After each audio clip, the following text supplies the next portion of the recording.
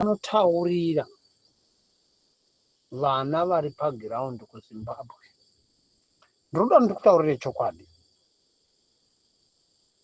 Nyaya dzamuri kutaurira vana vari paground kuZimbabwe, imimi muchitaura makavanda muri muCape Town, muno muSouth Africa, kuDurban, Joburg, Cape Town, Port Elizabeth, PE, Kimberley, Springbok, where you are.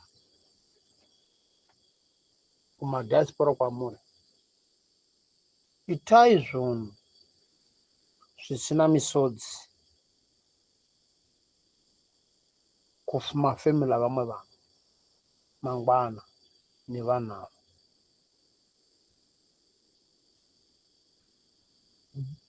Musaisa purogiramu yokuti imimi munoda kuita protest Mnangagwa must go. Ndinogara ndichitaura kuti panoda proper structure.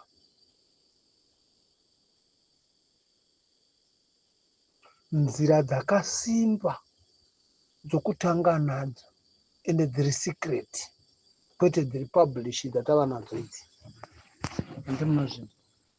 Kana Deno Chiwenga aitaura zve-security threats munyika, kuti Mnangagwa now is a security threat with his government,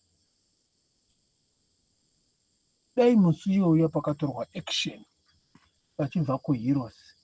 Not first time to say this. Ndakataura kuti kana dei vanga vachiziva kuti it's a security threat, ngadeike zvinezvi vakatora action vachibva kuHeroes vakutoenda kuState House kundobvisa zviriko, then vakubloka Mnangagwa vavakisa zvavo.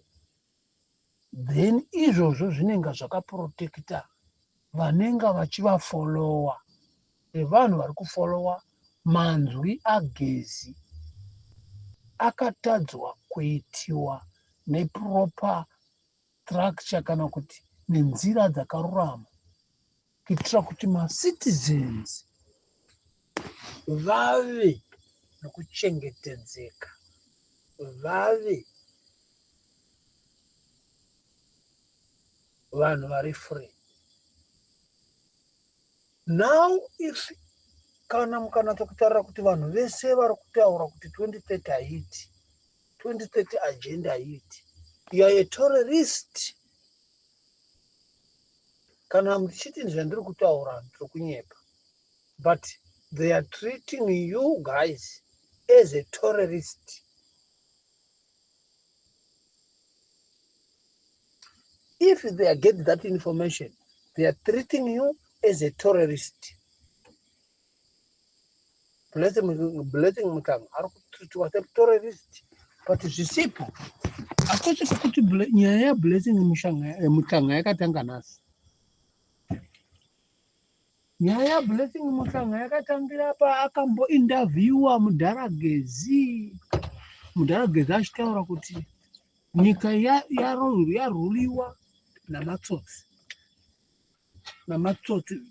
Blessing Mutanga akadaidza akati matsotsi api naye Mudara. Zvikana Mudaragezi wa umaona.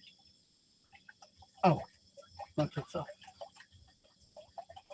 Saka vakagara vane era nekwiri pamusoro paBlessing Mutanga. Because chavano always chavanotarira kuti munhu uyu anoita sei. Vanotarira morality and the population inokufolowa.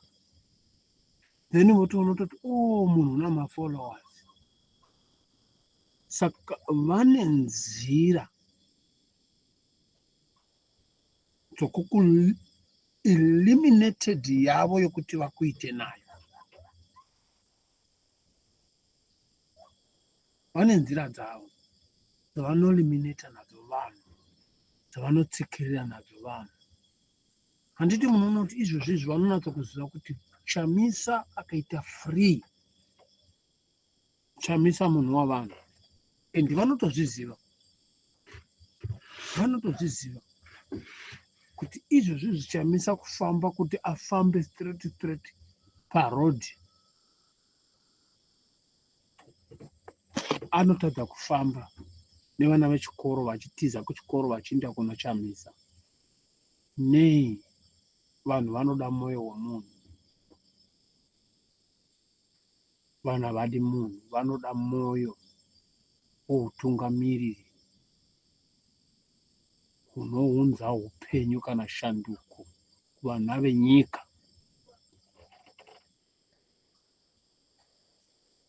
And campaigning politics, although it's a dirty game, but you have to know kuti kune umwe munhu akadiwa, akatongokuberekwa akadiwa. Kunyange mukaberekwa muri 70 mumba kana kuti muri 15, kana mwese mama edu ekare abereka 9-10 vana, kunobuda 1. Paimba pese pachitonzi panga pana marombe panobuda 1.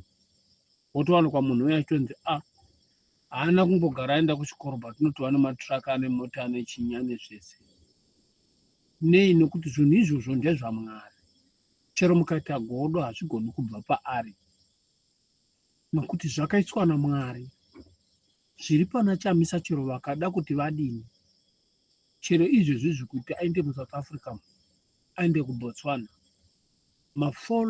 mafollowers ake ariko asiri amaZimbabwean, it's a trillions and trillions of people. Ndo zvinhu zvisingadiwi neZANU-PF. Vanozvida kuti zviuye kwavo, but kwavo hazviko. Because Mwari haana kuvaropafadza izvozvo. Mwari wakavaropafadza noutsinye nego.